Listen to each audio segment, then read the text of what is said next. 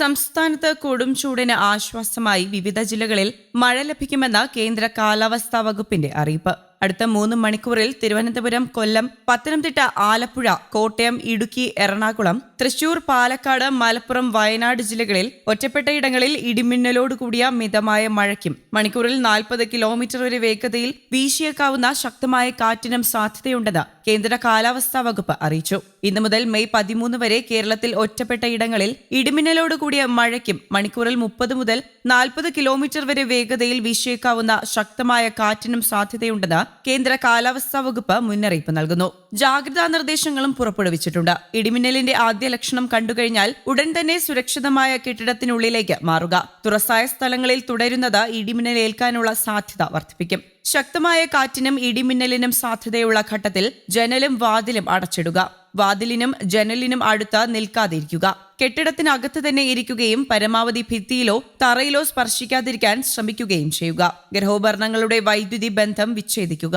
വൈദ്യുത ഉപകരണങ്ങളുമായുള്ള സാമീപ്യം ഇടിമിന്നലുള്ള സമയത്ത് ഒഴിവാക്കാനും ശ്രദ്ധിക്കുക.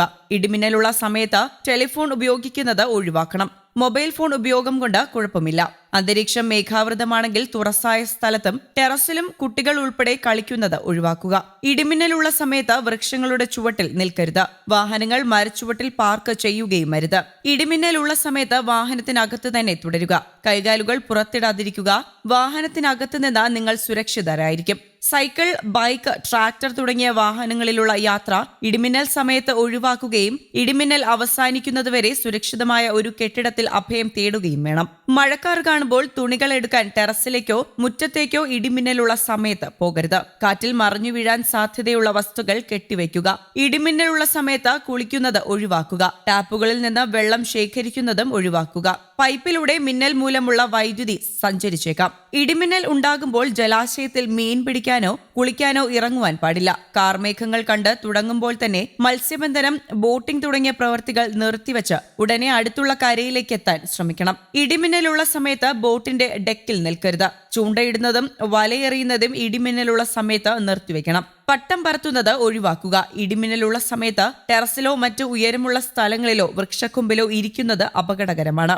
വളർത്തുമൃഗങ്ങളെ തുറസായ സ്ഥലത്ത് ഈ സമയത്ത് കെട്ടരുത്. അവയെ അഴിക്കുവാനും സുരക്ഷിതമായി മാറ്റിക്കെട്ടുവാനും മഴമേഘം കാണുന്ന സമയത്ത് പോകരുത്. ഇത് നിങ്ങൾക്ക് ഇടിമിന്നലേൽക്കാൻ കാരണമായേക്കാം. അടുത്തുള്ള കെട്ടിടത്തിലേക്ക് മാറാൻ സാധിക്കാത്ത വിധത്തിൽ തുറസായ സ്ഥലത്താണെങ്കിൽ പാദങ്ങൾ ചേർത്തുവെച്ച് തല കാൽമുട്ടുകൾക്ക് ഇടയിൽ ഒതുക്കി പന്ത് പോലെ ഉരുണ്ട് ഇരിക്കുക. ഇടിമിന്നലിൽ നിന്നും സുരക്ഷിതമാക്കാൻ കെട്ടിടങ്ങൾക്ക് മുകളിൽ മിന്നൽ രക്ഷാചാലകം സ്ഥാപിക്കാം.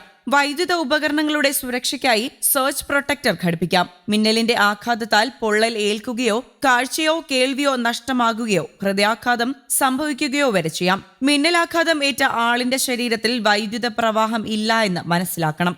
അതിനാൽ മിന്നലേറ്റ ആളിന് പ്രഥമ ശുശ്രൂഷ നൽകുവാൻ മടിക്കരുത്. മിന്നലേറ്റാൽ ആദ്യ 30 സെക്കൻഡ് ജീവൻ രക്ഷിക്കാനുള്ള സുവർണ നിമിഷങ്ങളാണ്. മിന്നലേറ്റ ആളിന് ഉടൻ വൈദ്യസഹായം എത്തിക്കാനും ശ്രദ്ധിക്കാം. News desk, Kerala Kaumudi.